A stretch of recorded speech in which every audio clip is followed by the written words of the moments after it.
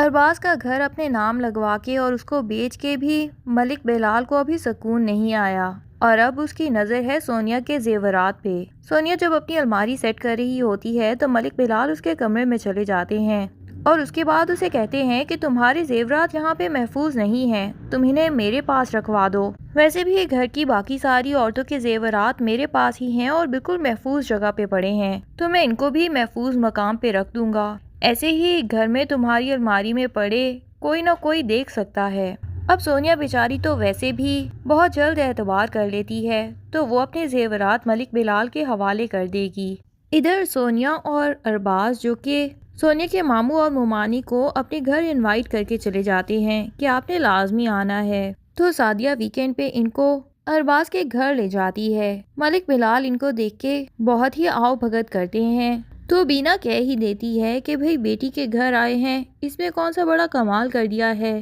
تو ملک بلال بتاتے ہیں کہ بھئی 6 مہینے میں پہلی دفعہ آئے ہیں بیٹی کے گھر، تو کمال ہی کیا ہے۔ اب بینا کے ساتھ ساتھ حماد بھی حیران ہو جاتا ہے کہ 6 مہینے ہو گئے سونیا کی شادی کو اور یہ لوگ پہلی دفعہ اس کے گھر گئے ہیں، آخر ایسا کیوں؟ گھر جانے پہ حماد اپنی بہن سے پوچھ ہی لے گا کہ تم نے 6 مہینوں میں پہلی دفعہ بیٹی کے گھر جانے کا سوچا، آخر ایسا کیوں کیا؟ تو سعدیہ اپنے بھائی کو بتائے گی کہ میں نے جو آپ کے ساتھ کیا تھا تو اسی وجہ سے میں یہی چاہتی ہوں کہ مجھے بھی سزا ملے۔ میں نے آپ کی اکلوتی بہن جسے آپ نے بیٹی بنا کے رکھا اسے آپ سے دور کر دیا اور زندگی میں دوبارہ اپنی شکل بھی آپ کو کبھی نہیں دکھائی، اسی لیے میں بھی چاہتی تھی کہ جتنی محبت سے میں نے اپنی بیٹیوں کو پالا ہے میں خود کو وہی سزا دوں جو میں نے آپ کے ساتھ کیا، اور اپنی بیٹیوں کے ساتھ شادی کے بعد ملنے تک نہ جاؤں۔ حماد کو تو اب اپنی بہن پہ اور بھی زیادہ پیار آتا ہے کہ اس کا مطلب ہے کہ وہ اس دوران میں اپنے بھائی کو کبھی نہیں بھولی، لیکن حماد کا پیار بھی دانیہ کے کسی کام نہیں آ سکے گا،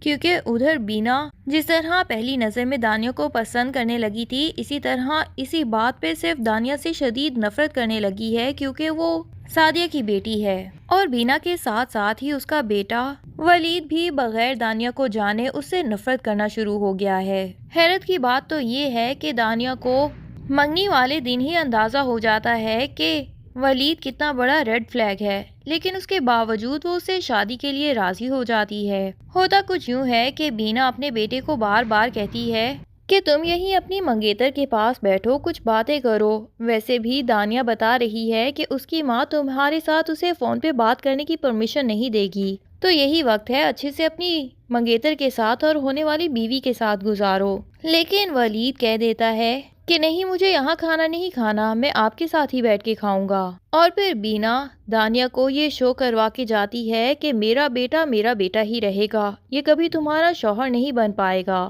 اور اسے چڑھاتے ہوئے وہاں سے چلی جاتی ہے۔ لیکن بیچاری دانیہ شاید سچ جاننے کے باوجود بھی انکار تو کر ہی نہیں سکتی، کیونکہ اس کی ماں نے جو طے کر لیا ہے تو وہ تو ہو کے ہی رہے گا۔ ہاں، یہ ممکن ہے کہ ولید جسے پہلی نظر میں تصویر دیکھ کے ہی دانیہ پسند آ گئی تھی، وہ اس کی معصومیت آگے جا کے دیکھے تو اسے اندازہ ہو کہ دانیہ دل کی اچھی لڑکی ہے، اور کبھی اسے یہ بھی پتہ چل جائے کہ اس کی ماں کچھ زیادتیاں کر رہی ہے، تو اس کے بعد وہ دانیہ کے ساتھ انصاف کرنے لگے۔ لیکن فی الحال تو وہ ماں کے کہنے پہ دانیہ کے ساتھ بہت زیادہ ناانصافیاں کرنے والا ہے، جس کے بارے میں وہ پہلے سے ہی سوچ چکا ہے۔ بینا جسے بار بار حماد پوچھتا ہے کہ کہیں تمہیں یہ رشتہ نامنظور ہو تو تم مجھے بتا سکتی ہو، آخرکار تمہارا بھی بیٹا ہے ولید، تو تمہاری بھی پسند اتنی ہی معنی رکھتی ہے جتنی کہ میری۔ لیکن بینا اپنے شوہر کے سامنے یہی شو کرواتی ہے کہ نہیں، مجھے تو اس رشتے میں کوئی مسئلہ نہیں، اور دل میں یہی سوچ کے بیٹھی ہے کہ جس طرح سعدیہ نے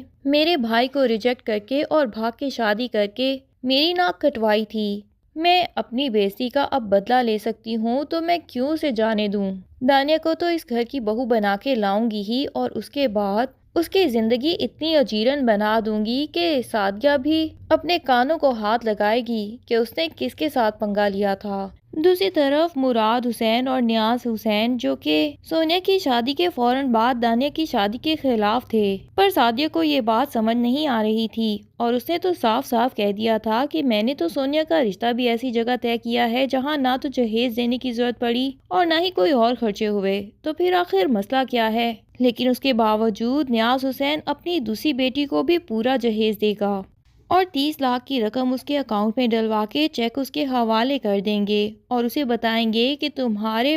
باپ اور بھائی نے تمہیں اس گھر سے خالی ہاتھ رخصت نہیں کیا۔ دانیہ بھی اس بات پہ بہت خوش ہو جائے گی۔ دانیہ جسے ولید پہلی نظر میں اچھا تو لگا ہے، لیکن وہ نہیں جانتی کہ ولید کے ساتھ اس کی زندگی خوشیوں بھری ہونے والی نہیں ہے، بلکہ اس کی زندگی میں تو ایک ایسا امتحان شروع ہونے والا ہے جسے پوری محنت سے بھی تیاری کر کے وہ کبھی بھی پاس نہیں ہو پائے گی، اور یہ امتحان کتنے عرصے دانیہ کی زندگی میں چلتا رہے گا یہ تو کوئی نہیں جانتا۔ دوسری طرف سونیا، جس کی زندگی ارباز کے ساتھ اس کے برعکس کافی اچھی گزر رہی ہے، کیونکہ ارباز اس کا ہر لحاظ سے خیال رکھتا ہے، لیکن امتحان تو اسے بھی اپنی زندگی میں دینا پڑے گا، کیونکہ ملک بلال ان دونوں کے ساتھ جو کر رہا ہے یہ تو ابھی انہیں اندازہ ہی نہیں ہو پا رہا، لیکن بہت جلد سعدیہ بیگم جب ارباز کے آبائی گھر میں کسی لوگوں کو آتا جاتا دیکھیں گی تو وہ حیران ہو جائیں گی کہ اس گھر میں تو میری بیٹی نے آ کے رہنا تھا،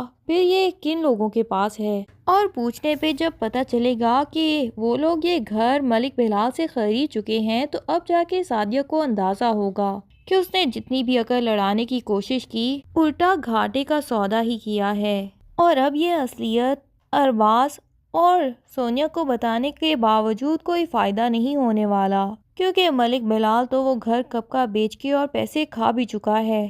پر مسئلہ اس سے بھی بڑا جو شروع ہے وہ تو ہے فارا کی پسند کا، جو کہ مراد حسین کو اپنا دل دے بیٹھی ہے اور زبردستی ان لوگوں کے گھر بھی چلی جاتی ہے۔ جب بھی ارباز بتاتا ہے کہ سونیا نے مجھے اپنے گھر انوائٹ کیا ہے تو فارا بغیر انویٹیشن کے ہی ارباز کے ساتھ چپک جاتی ہے کہ میں بھی وہاں جانا چاہتی ہوں، دانیہ سے ہی مل لوں گی، اور حالانکہ وہ یہ نہیں بتاتی کہ دانیہ سے ملنے کا اسے بالکل شوق نہیں، بلکہ وہ تو مراد حسین کے پیچھے اس گھر میں جاتی ہے۔ باتوں باتوں میں مراد حسین سے اپنی محبت کا اظہار بھی کر چکی ہے، لیکن یہ الگ بات ہے کہ مراد کے دل میں فارا کے لیے کوئی بھی فیلنگز نہیں ہے، اور نہ ہی کبھی اس نے فارا کو کوئی پازیٹیو رسپانس دیا ہے، پر ان سب کے باوجود وہ کبھی بھی یہ بات فیل ہی نہیں کرے گی کہ مراد کو مجھ سے محبت ہے یا نہیں۔ الٹا جب اسے پتہ چلے گا کہ مراد اپنی کسی کولیگ سے شادی کرنے والا ہے تو اس کے بعد تو وہ گھر میں ایسا ہنگامہ کریٹ کر دے گی کہ سونیا کی زندگی بھی مشکل میں ڈال دے گی،